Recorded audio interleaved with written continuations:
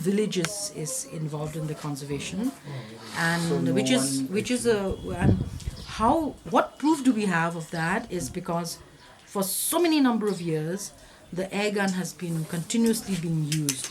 But this year in January, the village council again put a ban on the use of air guns, Perfect. which is one of the most destructive weapons across Nagaland, because the air guns are available throughout. They're small pellets.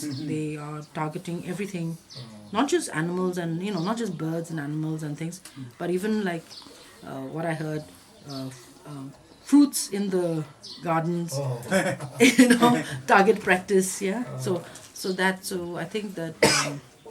The ban on air guns has come a long way, and that has also got to do with a lot with some of the educators who have been involved in the eco club education, talking to the elders, the village council members, talking about ecology, talking about conservation. Even as they teach the children, whatever they learn, they are also sharing that. So these things you cannot see, you cannot objectify you, but it is happening. So these are some of the, I think, So how about fallouts. like only Amur Falcon is being conserved, or like in the forest, like some other animals also concentrated to conserve? Right now the flagship species continues to be the Amur falcons, but like I said, since the air gun has been banned, it obviously will mean Reduce. other schedules also. And also there is a consideration to ban the cartridge, the big gun, but that is only for 6 months at the moment. They are unable to give put a definite ban on this, because there are areas still in some parts of the village where elephants and then wild boars come and destroy the paddy. So since they don't have an alternative to that as yet, they have kept it for 6 months for now. So we have to leave it to the wisdom of the villagers, and then if things are improving, then we have to also encourage them to While coming to ban. the place, I saw a board saying that no using of dynamite for fishing. So that is also one problem, I guess. Huge problem. Dynamite fishing is a huge problem. Not only here, it's all over Nagaland. But dynamite fishing, over the last 3-4 years, the ban on this has been becoming more and more popular, because side by side with the dynamite fishing, the sport of angling is getting popular. That's perfect. Okay. So that supports dynamite fishing. Will not allow. Yeah, will stop. Because money is flowing from this side. Yeah. There is no need to go fishing. Right. So that is also happening. So any hurdles that these people have faced in the process of getting into conservation, the local community?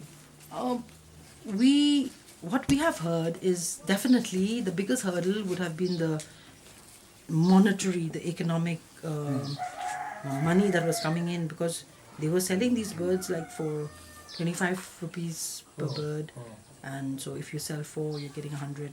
So if you're selling like some in a season, if you're selling 2,000 birds, you're getting 20,000 in that season or more. If you're selling more, you're getting. So the economy to us was looking like something ridiculous, but since we have not gone into every individual case, it was looking like something like anything between 30 to 35 lakhs or more Oh, a lot. within that season. So it's a lot of money that has just been sucked out of the system.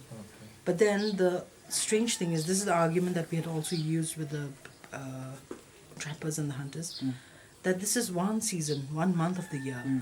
And if you are telling us that you're dependent on this 1 month of the year for the livelihood of for your whole year, what then is the generation of revenue in the 11 months of the year? We need to look at that, So then we need to look at this whole cycle of fishing and agriculture, and so then that becomes again like out of our realm of operation. It is governance and policy and education and involvement and empowering the community. That's how it is. So that was the big hit. I think the big hit was cash flow, so which they had extra, perhaps to educate their children, some of their children, to higher education. But yeah, and how they have been able to do without that, I really haven't. How is ecotourism in any way compensating for this loss? Yes, so, what- yes and no. Yes and no. It is compensating because there have been a flow of visitors, definitely. Even their record books will show, like, what they formed was the Amur Falcon Roosting Area Union in that area where you all went off divergent. Over there they have a register where they will show, like, I think they said more than 2,000 visitors have come. Yeah. So we believe that if they are a little bit more organized, definitely, they can be more Instead of going in a random more, way. exactly, more opportunity for everybody to get something out of that during that season. Yeah. So this season is from? It starts from the first week of October, and then it builds up peak. The peak season is third week of October till the last week of November. Oh. Yeah. So, that's how it is. So, can you tell about like how do they take it? I mean, how do they shoot it or they catch it? Like something interesting with that, those hunting. Oh, that yeah. What these birds? They are very. They fly in flocks, these birds. So you can't shoot one because then the rest will fly away. And this must have been quickly observed by the people. So they began to very ingeniously reuse the nets, the fishing nets, which could no longer be used for fishing. So they would string these nets right up in the sky amongst the trees in the forest by the banks of the reservoir, say like 40-50 feet up in the sky. So when the birds come to roost in the evening, they get trapped into these nets, and then the next morning the hunters will come and they'll harvest these birds. So that was the major skill that they were deploying to trap these birds. Yeah. So this comes to a different question. In this one migratory season, not only Amur falcons, even geese, bar-headed ducks, and other species also come. And it is known that people use the same technique for them as well. So is something done to stop those things as well? Or We don't get bar-headed geese here. At the most, they're probably like parakeets are coming, but they are flying much higher, na? So that is not And possible. they don't try to. They may have been shooting a few of these because of these air guns, which have been very destructive. Okay. But interestingly, after the conservation efforts and everybody, awakening that these birds are coming from so far and, they're just passaging through and we need to let them rest and replenish and all these moral stories being shared. It has also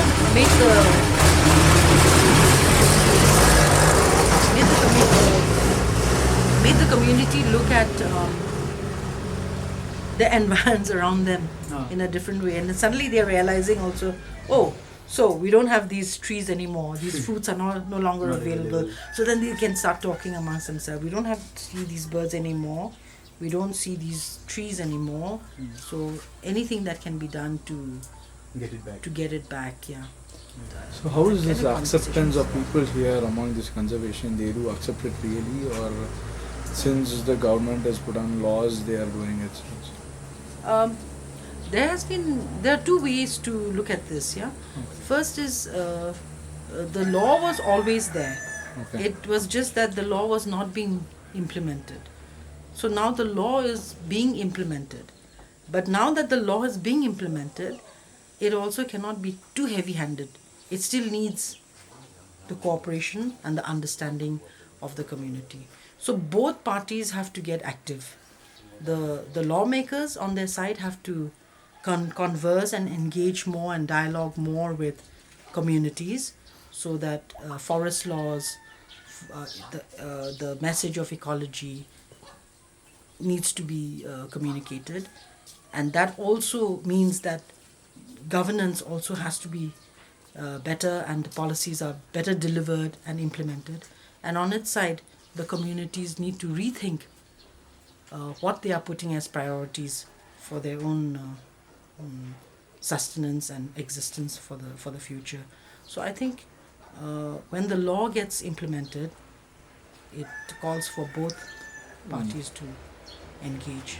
So I think that is, we are just about seeing the beginnings of this, as the community here also tries to set up its own standards and lay down its own bylaws and guides, rules for itself on how to operate with this during this one season of the migratory species.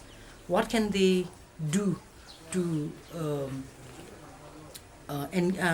guide, rule themselves, discipline them, monitor themselves in a way, as the village opens up to homestays, and what should be the experience of visitors. These are all lessons that they're also learning, because there never has been such an inflow of visitors into this place. Yeah.